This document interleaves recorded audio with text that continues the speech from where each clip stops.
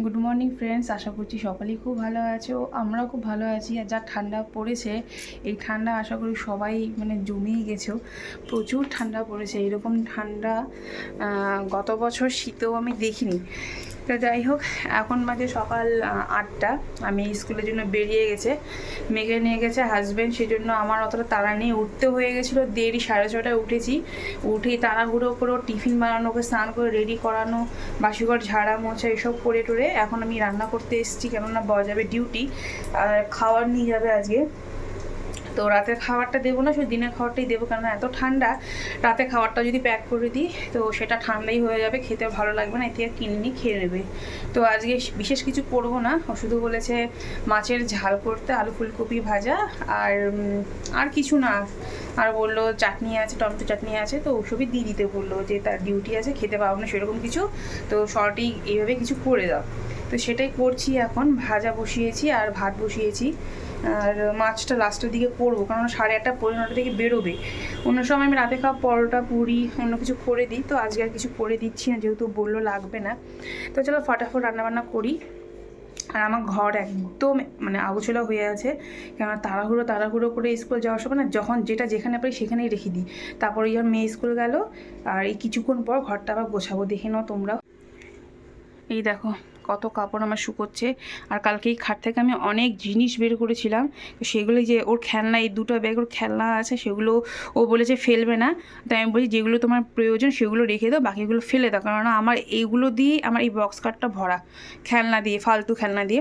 তো যাই হোক, ওগুলো বের করেছি, কিছু জিনিস বের করেছি। বেড কাভারটা ধুয়ে দিয়েছি, বেড কাভারটা পাতবো, পেতে ঘরটা পরিষ্কার করব। কি বলবো, ঘর একদম যাচ্ছে তাই অবস্থা হয়ে আছে। এই ছোটো বেডরুম, বড় বেডরুমে তো বিছানাটা এখনও তুলিই নি আমি, বাসি বিছানা তুলবো, কারণ সময় পাইনি সকাল থেকে, একদমই সত্যি কথা। এই দেখো আমার ঘর যেদিক সেদিক জিনিস রাখা আছে, এগুলো সব এখন পরিষ্কার করব। আর আমার হাজব্যান্ড খুবই আমাকে হেল্প করে, যে কোনো কাজেও আমাকে হেল্প করে। সে সকালে যেন আমি বাসি ঘরটা ঝেড়ে দিয়েছি, ওই মুছে দিয়েছে।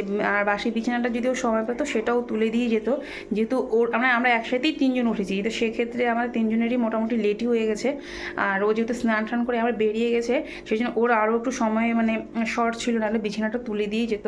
তো বিছানাটা আমি তুলবো, ওরা বেরিয়ে যাক, মেয়ে তো বেরিয়ে গেছে, হাজব্যান্ডও বেরিয়ে যাক, তো শান্তিমতো সব ঘরটা পরিষ্কার করে বা ফাঁকা টাইমে পরিষ্কার করে নিয়ে তারপরে আমি স্নান করবো, পুজো টুজো দিয়ে, তারপর আবার কিছুক্ষণ টাইম পাবো বসে তারপরে মেয়েকে আবার নিতে যাব।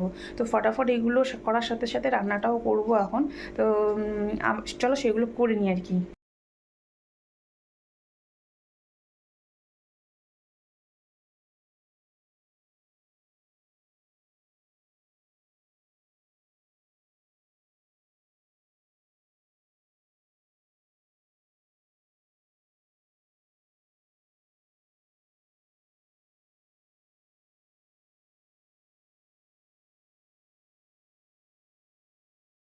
মোটামুটি সোফাটা গোছানো কমপ্লিট, ডেস্কটা গোছানো কমপ্লিট, শুধু ওখানে চেয়ারে কিছু কাপড় রাখা আছে, ওটা গোছাবো। আর ছোটো বেডরুম আর বড় বেডরুমটা বাকি আছে, ওগুলো চটপট করে নিই। এদিকে আমার হাজবেন্ড যেগুলো টিফিনে খাবার নিয়ে যাবে সেগুলো ধুয়ে আমি একটু উল্টে দিচ্ছিলাম জল ঝরার জন্য, যাতে একটু শুকিয়ে যায়। আর সকালে জলখাবারে আমি পুরি আর একটা কি ভাজা করেছিলাম, মনে নেই, ভুলে গেছি। তো সেটা হাজবেন্ডকে দিচ্ছিলাম, কেননা সে ওটা খেয়েই বেরিয়ে যাবে। ওর খাবার আমি প্যাক করে দিয়েছি, ফটাফট খেয়েই ও বেরিয়ে যাবে। আর এদিকেও খাওয়া দাওয়া করে বেরিয়েও চলে গেল ডিউটির জন্য। সব খাবার ভালো করে প্যাক করে দিয়েছিলাম। তো বর চলে গেল ডিউটিতে, এখন বাড়িতে আমি একা। মেয়ে সবজিটা করছি, করে নিয়ে রান্না করে পরিষ্কার করে রান্নাঘরটা মুছবো, মুছে নিয়ে তারপরে স্নান পুজো করে তারপর বাসি বিছানা তুলবো, কেননা আমার এখন ওদিকে গেলে না এদিকে দেরি হয়ে যাবে। পুজোটা হয়ে গেলে মনে হয় কি অনেকটা কাজ কমে গেলো। আর আজকে যেহেতু বৃহস্পতিবার, একটু পুজো দিতে টাইম লাগবে আমার, তো সেই জন্যই ভাবছি আগে পুজোটা সেরে নিয়ে তারপর ধীরে সুস্থে বাসি বিছানা তুলবো। বাসি বিছানাটা আমার সেরকম কিছু নেই, খালি একটা ব্ল্যাঙ্কেট আর মশারিটা গোছানো বাকি আছে, আর বাকি মোটামুটি বাকি আরেকটা ব্ল্যাঙ্কেট গোছানো হয়ে গেছে। তো বাকি কাজটা পরে করব, আগে স্নানটার পুজোটা করে নিই, তারপর তোমাদের সঙ্গে আবার দেখা হবে। টাটা। আর তোমাদেরকে এখনই বললাম যে আমি সব কাজ সেরে তারপর বিছানাটা তুলবো, কিন্তু আমি থাকতে পারছিলাম যে এতক্ষণ তো বাসি বিছানাটা পড়ে থাকবে। তারপর এসেও দেখি শুধু একটা কম্বল, মশারি নয়, অনেক কিছুই গোছানোর বাকি ছিল। তো তাড়াহুড়ো করেই সবগুলো করছিলাম, এদিকে মেয়ের সবজিটাও হচ্ছিল। তো ভাবলাম এই সুযোগে করিয়ে নিই বেকার বসে থাকার থেকে। মোটামুটি গুছিয়ে নিলাম। ভালোই হলো, কাজটা কমিয়ে গেল আমার, নাহলে ফালতু বসে থাকতাম, টাইমও আমার পরে হতোও না অবশ্য। ভালোই হয়েছে যা হয়েছে। তো আমার বিছানা কমপ্লিট হয়ে গেছে, মশারি তোলা, এখন ছোটো বেডরুমটা বাকি আছে। আর টি টেবিলটা একটু উলটপালট হয়ে আছে, ওগুলো ঠিক করব। তো এগুলো পরে করবো, এগুলো পরেও করা যাবে। বাসি বিছানা তুলে নিয়েছিলাম, এটা একটা চাপ ছিল যে বাসি বিছানা কখন তুলবো, তো এটা হয়ে গেল। আমি ছোটো বেডরুমটা স্কুল থেকে এসে শান্তি মতো করবো, কারণ সন্ধ্যাবেলা টিউশনও আছে, তো গোছাতেই হবে আমাকে, ইচ্ছে না হলে গোছাতেই হবে আজকে। তো চলো ফটাফট স্নান টান করে সেরে পুজোটা সেরে নিই। তো এখন বাজে 11:15, আর আমি মেয়েকে নিতে যাওয়ার জন্য বেরিয়ে গেছি। টোটোতে যাব, তারপর ট্রেনে যাব, তাই ফটাফট করে হাঁটছিলাম।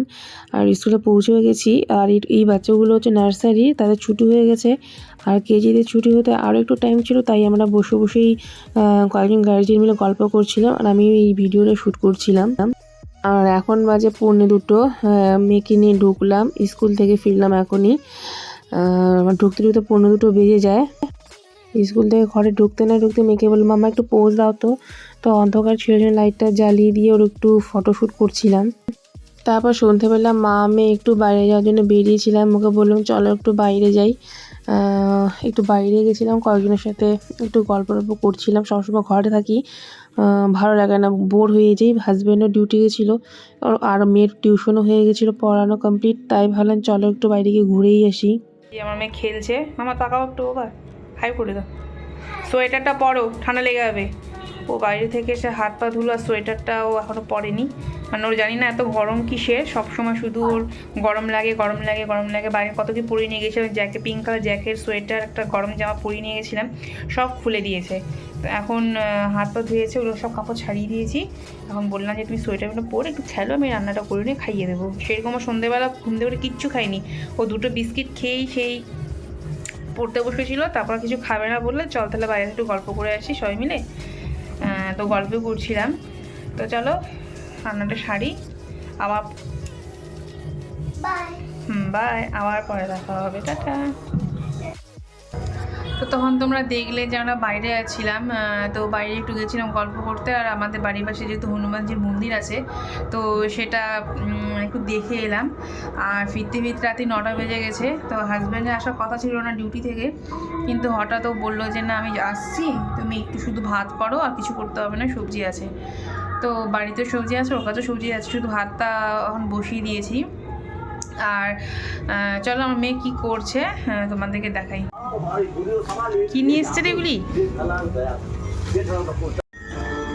রাতে 10:30 মিষ্টি।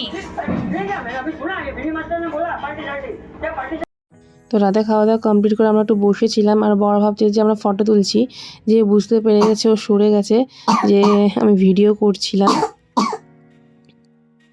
তো এখন বাজে 11টা, আমাদের খাওয়া দাওয়া কমপ্লিট, রান্নাঘর মধ্যে সব কমপ্লিট হয়ে গেছে। এখন মেয়েকে ঘুম পাড়িয়ে দেবো, কেননা কালকে সকালে টিউশন আছে, আর যেহেতু কালকে স্কুল নেই। তো যেদিন স্কুল থাকে না সেদিন খুব লেট করেই উঠে, মানে 9টার সময় উঠে বলতে গেলে, তাও ডেকে ডেকে তুলতে হয়। তো যাই হোক, আজকে ব্লগ ভিডিওটা এই পর্যন্তই রাখছি। দেখো আমার কেমন পাগল পাগল মনে হচ্ছে দেখে।